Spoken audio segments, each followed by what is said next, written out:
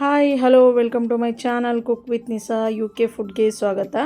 ನಾನಿವತ್ತು ಮೆಂತ್ಯ ಮುದ್ದೆ ರೆಸಿಪಿನ ತೋರಿಸ್ಕೊಡ್ತಾ ಇದ್ದೀನಿ. ಅದಕ್ಕೆ ಯಾವ್ಯಾವ ಸಾಮಗ್ರಿಗಳು ಬೇಕು ಅಂತ ಹೇಳ್ತೀನಿ ಬನ್ನಿ. ಇಲ್ಲಿ ನಾನು 1 kgಯಷ್ಟು ಗೋಧಿ ತೊಗೊಂಡಿದ್ದೀನಿ, 1 kgಯಷ್ಟು ಅಕ್ಕಿ, 1/4 kgಯಷ್ಟು ಉದ್ದಿನಬೇಳೆ, 1/4 kgಯಷ್ಟು ಮೆಂತ್ಯ, 1 ಹಿಡಿ ಆಗೋಷ್ಟು ಬಾದಾಮಿನ ತೊಗೊಂಡಿದ್ದೀನಿ.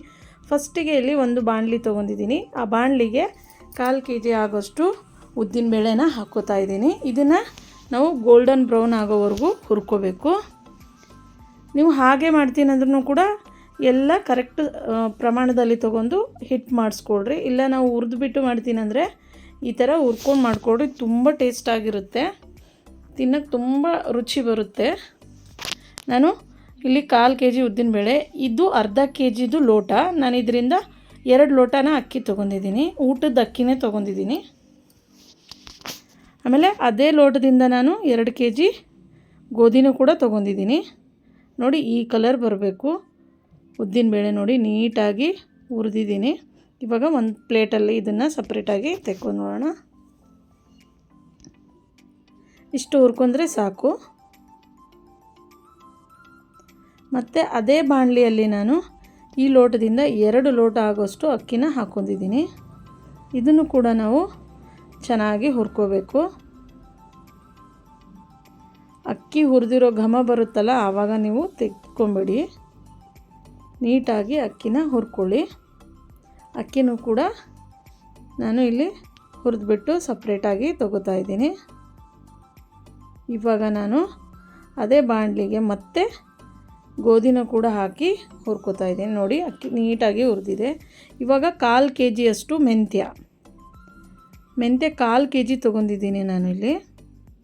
1 kg ಗೋಧಿ, 1 kg ಅಕ್ಕಿ, 1/4 kg ಉದ್ದಿನಬೇಳೆ, 1/4 kg ಮೆಂತ್ಯ, 1 ಹಿಡಿ ಆಗೋಷ್ಟು ಅಂದರೆ 150 ಗ್ರಾಮಷ್ಟು ಬಾದಾಮಿನ ತೊಗೊಂಡಿದ್ದೀನಿ. ನೀವು ಬಾದಾಮಿ ಬೇಡ ಅಂದರೆ ಸ್ಕಿಪ್ ಮಾಡಿ.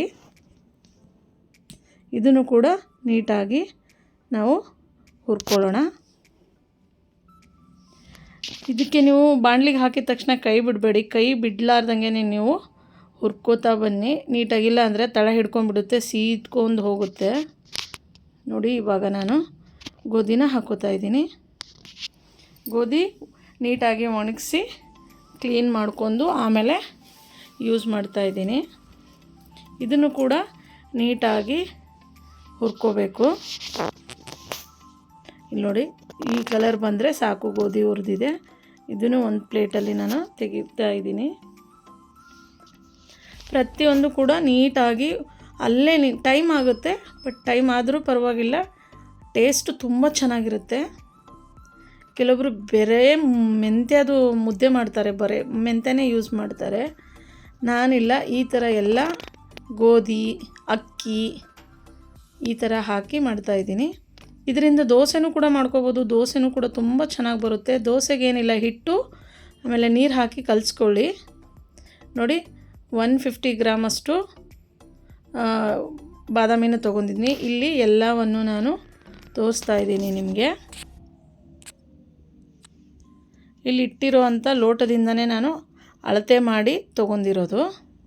ಮೆಂತ್ಯ, ಅಕ್ಕಿ, ಗೋಧಿ, ಬಾದಾಮಿ, ಉದ್ದಿನಬೇಳೆ ಆದರೂ ತೊಗೊಳ್ಳಿ, ಕಾಳಾದರೂ ತೊಗೊಳ್ಳಿ. ಇಷ್ಟನ್ನು ಕೂಡ ನಾನು ಇವಾಗ ಒಂದು ಡಬ್ಬಕ್ಕೆ ಹಾಕ್ತಾಯಿದ್ದೀನಿ. ಇದನ್ನು ಮಿಲ್ಲಿಗೆ ತೊಗೊಂಡು ಹೋಗಿ ಹಿಟ್ಟು ಮಾಡಿಸ್ಕೊಂಬರ್ಬೇಕು. ಫಸ್ಟು ಉದ್ದಿನಬೇಳೆ, ಆಮೇಲೆ ಮೆಂತ್ಯ, ಅಕ್ಕಿ, ಗೋಧಿ ಎಲ್ಲವನ್ನು ಮಿಕ್ಸ್ ಮಾಡ್ತಾಯಿದ್ದೀನಿ ನೀಟಾಗಿ. ನೀವು ಬಾದಾಮಿ ಬೇಡ ಅಂದರೆ ಸ್ಕಿಪ್ ಮಾಡಿ, ನಾನು ಇರಲಿ ಅಂತ ಹಾಕಿದ್ದೀನಿ. ಇವಾಗ ಗೋಧಿ ಹಾಕ್ಕೋತಾ ಇದ್ದೀನಿ. ತಣ್ಣಗಾದಮೇಲೆ ಎಲ್ಲ ಒಂದು ಬಾಕ್ಸಿಗೆ ಹಾಕಿ. ನೀವು ಬಿಸಿ ಬಿಸಿ ಇರುವಾಗ ಹಾಕಿದರೆ ನೀರು ಬಿಡುತ್ತೆ. ಅದು ನೀಟಾಗಿ ಗಾಳಿಗಿಡಿ ಒಂದು 1/2 hour ಇಟ್ಟಾದಮೇಲೆ ಹಿಟ್ಟು ಮಾಡಿಸ್ಕೊಂಬರೋಕ್ಕೆ ಕಳಿಸಿ. ಇವಾಗ ಹಿಟ್ಟು ಮಾಡ್ಕೊಂಬರೋಣ. ನೀಟಾಗಿ ಮಿಕ್ಸ್ ಮಾಡ್ತಾಯಿದ್ದೀನಿ ನಾನು. ನೋಡಿ ಕರೆಕ್ಟಾಗಿ ಮಿಕ್ಸ್ ಆಗಿದೆ. ಇವಾಗ ಕ್ಲೋಸ್ ಮಾಡಿ ಹಿಟ್ಟು ಮಾಡಿಸ್ಕೊಂಬರ್ತೀನಿ. ಮಿಲ್ಲಿಗೆ ಹೋಗಿ ಹಿಟ್ಟು ಮಾಡಿಸ್ಕೊಂಬಂದಾದಮೇಲೆ ನೋಡಿ ಹಿಟ್ಟು ರೆಡಿಯಾಗಿದೆ. ತುಂಬ ನೈಸಾಗಿ ಹಿಟ್ಟು ಮಾಡಿ ಕೊಟ್ಟಿದ್ದಾರೆ. ಇದೇನು ನೀವು ಜಲ್ಲಡಿ ಹಾಕೋದು ಏನು ಬೇಡ. ಇವಾಗ ನಾನು ಈ ಬೌಲಿಂದ 1 ಬೌಲ್ ಆಗೋಷ್ಟು ಬೆಲ್ಲನ ತೊಗೊಂಡಿದ್ದೀನಿ. ಬೆಲ್ಲನ ಕರಗಿಸ್ಕೋತಾ ಇದ್ದೀನಿ. ನಾನು ಖಾರ ಮುದ್ದೆ ಮಾಡ್ತಾಯಿಲ್ಲ, ಇಲ್ಲಿ ಸ್ವೀಟ್ ಮುದ್ದೆ ಮಾಡ್ತಾಯಿದ್ದೀನಿ. ನೀವು ಖಾರ ಮುದ್ದೆ ಮಾಡಬೇಕಾದ್ರೆ ಬರೀ ಉಪ್ಪನ್ನು ಹಾಕಿ ಮಾಡ್ಕೊಳ್ಳಿ. ನಾನಿಲ್ಲಿ ಬೆಲ್ಲನ ಕರಗಿಸ್ಕೊಂಡು ಇದು ನೀಟಾಗಿ ಸೋಸ್ಕೋಬೇಕು. ನೋಡಿ, ಬೆಲ್ಲ ನೀಟಾಗಿ ಕರಗಿದೆ. ಇವಾಗ ಒಂದು ಪಾತ್ರೆ ತೊಗೊಂಡು ಸೋಸ್ಕೋತಾ ಇದ್ದೀನಿ.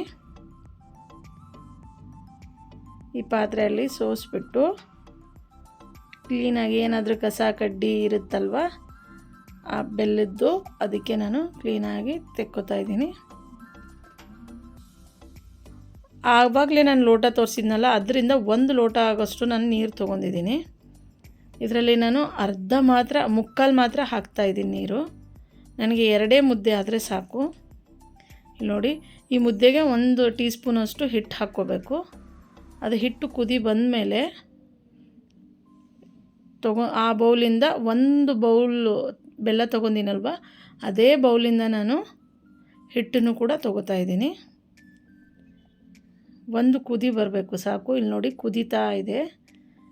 ಈ ಟೈಮಲ್ಲಿ ನಾವು ಹಿಟ್ಟನ್ನು ಹಾಕ್ಕೊಂಡು ಮುದ್ದೆನ ಕಲಿಸ್ಕೊಳ್ಳೋಣ. ನೋಡಿ, ಕುದಿ ಬಂತು. ಇವಾಗ ಹಿಟ್ಟು ಹಾಕ್ಕೊಂಬಿಡೋಣ. ಯಾವ ಬೌಲಿಂದ ಬೆಲ್ಲ ತೊಗೊಂಡಿನೋ ಅದೇ ಬೌಲಿಂದ ನಾನು ಹಿಟ್ಟು ಸಹ ತೊಗೋತಾ ಇದ್ದೀನಿ. ನೀಟಾಗಿ ಬೆಲ್ಲನ ಕರಗಿದೆ. ಇವಾಗ ಹಿಟ್ಟು ಹಾಕಿ ತಿರುಗಿಸ್ಕೊಳ್ಳೋಣ. ನಿಮಗೆ ಜಾಸ್ತಿ ಅನಿಸಿದರೆ ನೀರು, ಅದರೊಳಗೆ ಇನ್ನೊಂದು ಸ್ವಲ್ಪ ಹಿಟ್ಟು ಹಾಕ್ಕೊಳ್ಳಿ ಮೇಲ್ಗಡೆಯಿಂದ, ಏನೂ ಆಗಲ್ಲ. ಇವಾಗ ಕರೆಕ್ಟಾಗಿದೆ. ನಾನು ಹಾಕ್ಕೊಂಡಿರೋದು 2 ಬೌಲ್ ನೀರಿಗೆ 1 ಬೌಲ್ ಆಗೋಷ್ಟು ಹಿಟ್ಟಿನ ತೊಗೊಂಡಿದ್ದೀನಿ. ಇವಾಗ ಒಂದು ತಟ್ಟೆಗೆ ನಾನು ಇದಕ್ಕೆ ಮುದ್ದೆ ಒಳಗಡೆ ನಾನು ತಿರುಗಿಸೋ ಟೈಮಲ್ಲಿ ಸ್ವಲ್ಪ 1 ಟೀ ಸ್ಪೂನಷ್ಟು ತುಪ್ಪ ಹಾಕ್ಕೊಂಡಿದ್ದೀನಿ. ತುಂಬ ಸಾಫ್ಟಾಗಿದೆ, ತುಂಬ ನೀಟಾಗಿ ಮುದ್ದೆ ಬಂದಿದೆ. ತಿನ್ನೋಕ್ಕೂ ಕೂಡ ಅಷ್ಟೇ ರುಚಿ ಇದೆ. ನಿಮ್ಮ ಮನೆಯಲ್ಲಿ ಹೆಣ್ಮಕ್ಳಿದ್ರೆ, ಆಮೇಲೆ ಏಜ್ ಆದವರಿದ್ದರೆ, ಬಾಣಂತಿಯರಿಗೆ ಎಲ್ಲರಿಗೂ ಕೂಡ ಇದನ್ನು ಕೊಡ್ಬೋದು. ನಾರ್ಮಲಾಗಿ ಕೂಡ ನಾವು ಮನೆಯಲ್ಲಿ ತಿನ್ಕೋಬೋದು. ಬೇಜಾರಾಯಿತು ರಾಗಿ ಮುದ್ದೆ, ಜೋಳದ ಮುದ್ದೆ ತಿಂದಂದರೆ ಈ ಥರ ಮುದ್ದೆ ಮಾಡ್ಕೊಂಡು ಕೂಡ ಕೊಡ್ಬೋದು. ನಾನಿಲ್ಲಿ ಒಂದು ತಟ್ಟೆಗೆ ತುಪ್ಪ ಸವರಿದ್ದೀನಿ. ತುಪ್ಪ ಸವರಿರೋ ತಟ್ಟೆಯಲ್ಲೇ ನಾನು ಮುದ್ದೆನ ಕಟ್ತಾಯಿದ್ದೀನಿ.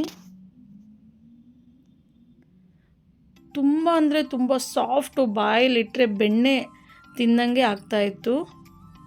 ಬಿಸಿ ಬಿಸಿ ಇರುವಾಗಲೇ ನೀವು ತುಪ್ಪ ಹಾಕ್ಕೊಂಡು ನುಂಗ್ಕೊಂಬಿಡಿ, ತುಂಬ ಟೇಸ್ಟಾಗಿರುತ್ತೆ. ನಿಮ್ಮ ಮನೇಲೂ ಒಂದು ಸರ್ತಿ ನೀವು ಟ್ರೈ ಮಾಡಿ, ಟೇಸ್ಟ್ ಮಾಡಿ, ಕಮೆಂಟ್ಸ್ ಮುಖಾಂತರ ಹೇಳಿ ನಿಮ್ಮ ಮನೇಲಿ ಮಾಡಿದಾಗ ಮೆಂತ್ಯ ಮುದ್ದೆ ಯಾವ ಥರ ಬಂದಿತ್ತು, ಟೇಸ್ಟು ಹೆಂಗಿತ್ತು ಅಂತ ನನಗೆ ಕಮೆಂಟ್ಸ್ ಮುಖಾಂತರ ತಿಳಿಸಿ. ನನ್ನ ಚಾನಲ್ಗೆ ಇದೇ ಥರ ಸಪೋರ್ಟ್ ಮಾಡಿ, ನಿಮ್ಮ ಫ್ರೆಂಡ್ಸ್ ಆ್ಯಂಡ್ ಫ್ಯಾಮ್ಲಿಗೆ ಶೇರ್ ಮಾಡಿ. ನೋಡಿ, ಇವಾಗ ನೀಟಾಗಿ ಮುದ್ದೆ ರೆಡಿಯಾಗಿದೆ.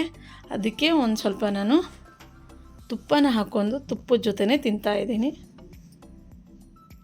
ತುಂಬ ಟೇಸ್ಟಾಗಿರುತ್ತೆ, ತುಂಬ ಸಾಫ್ಟು ಕೂಡ ಇರುತ್ತೆ. ನೋಡಿ, ಸಖತ್ತಾಗಿ ಬಂದಿದೆ ಮುದ್ದೆ ಮಾತ್ರ.